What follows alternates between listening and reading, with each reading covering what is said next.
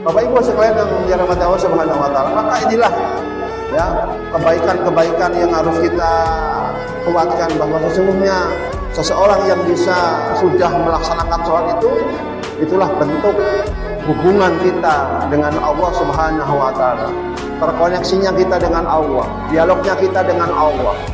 Maka harus dijaga. Sholat lima waktu tidak boleh ditinggalkan barang satu sekalipun sibuk mencari dunia, luru duit, luru banda, luru pesugihan lah, ya. Tapi jangan sampai sholat yang lima waktu ini ditinggalkan, ya. Betapa kalau kita berpikir cerdas, ya, sesungguhnya hidup ini untuk apa? Ya untuk menunggu sholat, untuk ibadah. Ya Pak, betul Ibu? Benar nggak Bu? Bahwa hidup kita itu untuk ibadah. Dan sesuai dengan ayatnya mengatakan, wa ma khalaqtul jinna wal insa illa liya'budun. Dan tidak aku ciptakan bangsa jin dan manusia itu satu tugasnya, yaitu beribadah kepada Allah. Dan pondasi daripada ibadah itu adalah apa? Melaksanakan sholat. Nah, ketika status kita menunggu sholat, ya luar biasa, ya. Umpamanya setelah melaksanakan sholat wudu, maka kita apa?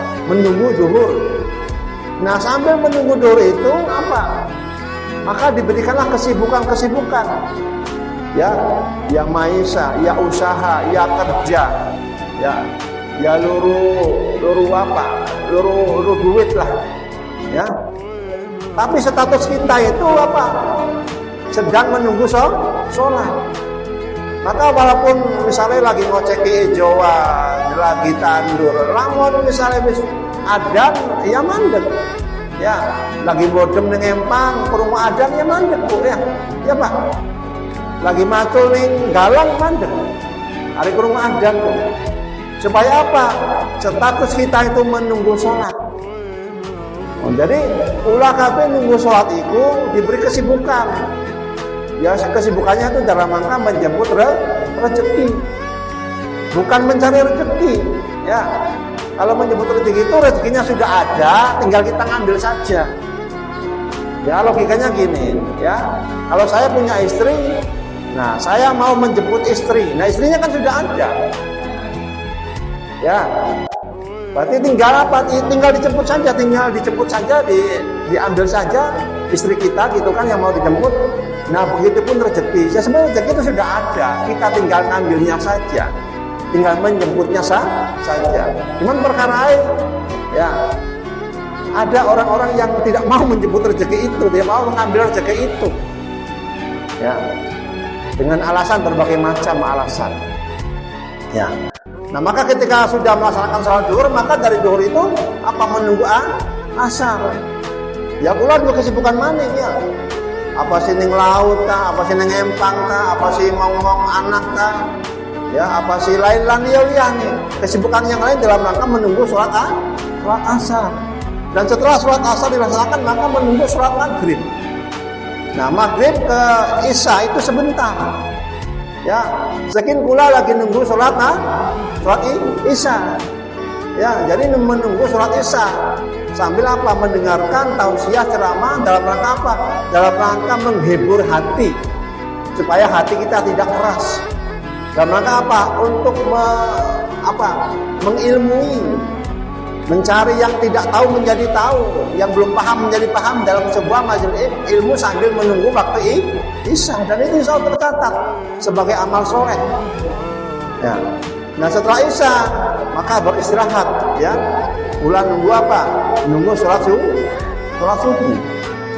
Maka ketika status kita menunggu sholat, kapanpun dan dimanapun, ya Allah mencabut nyawa kita, maka insya Allah dia dalam kondisi atau kita dalam kondisi husnul khotimah.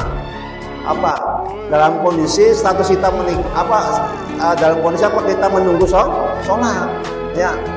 Ketika kita dicabut nyawanya oleh Allah, maka status kita itu sedang menunggu sholat. Dan insya Allah, ya, Orang yang statusnya menunggu sholat itu dia berstatus apa? Menunggu kebaikan, dan insya Allah dalam kondisi nanti ketika dicabut oleh Allah dalam kondisi husnul khotimah, dalam kondisi dia beriman kepada Allah dan Rasulnya. Ya, jadi bukan statusnya itu menunggu kekayaan atau menunggu kemapanan atau menunggu sini, bukan, ya. Maka dari itu, ya, sesungguhnya bahwa kewajiban kita itu adalah beribadah, ya. Laman cukui di kongkong beli di kongkong cukui ya sebenarnya. Tapi kalau lah kita bisa kaya, mangga silakan, ya. Tapi sesungguhnya yang diperintahkan itu ya duduk kongkong tuku balong, duduk kongkong tuku empang, duduk kongkong tuku sawah, duduk kongkong tuku randial-randial kendaraan mobil motor, bukan. Yang diperintahkan oleh Allah itu apa? Menunggu sholat atau melaksanakan sholat. Itu Pak ya. Nah kalau pula umpamanya tadi menyebut rezeki kemudian dilapangkan rezekinya, ya mungkin bleber dunia, ya bisa ya tuku sawah, tuku empang, tuku kendaraan, tuku randial yang apa yang bisa untuk menopang kehidupan kita. Dan kalau kita punya semua itu, jadikanlah harta yang kita miliki itu sebagai apa? Sebagai bentuk apa? Modal untuk beribadah kepada Allah. Kelak nanti harta itu akan bermanfaat bagi kita di hari kiamat nanti, di yaumil mahsyar nanti, ketika nanti kita di akhirat. Maka harta itulah yang akan bermanfaat.